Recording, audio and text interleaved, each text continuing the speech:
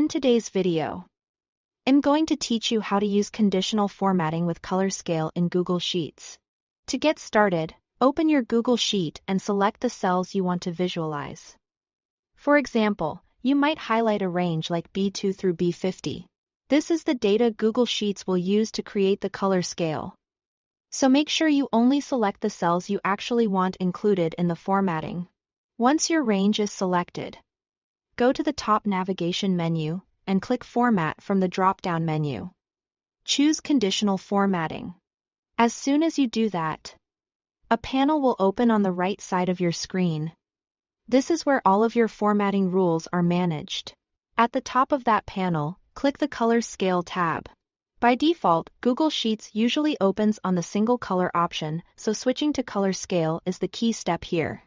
The moment you click it, Google Sheets will apply a default gradient to your selected cells. In most cases, you'll see a green to white style scale, which gives you an instant visual way to compare low and high values in your data. Under the Preview section, you can click the default color icon to explore 9 built-in templates. These preset combinations are useful if you want a quick visual style without manually adjusting every color.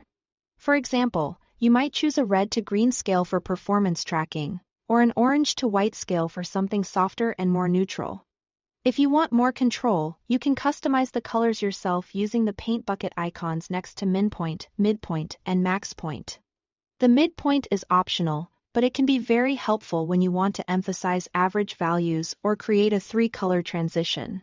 By assigning your own hues, you can make the formatting easier to read and better suited to the type of data you are presenting.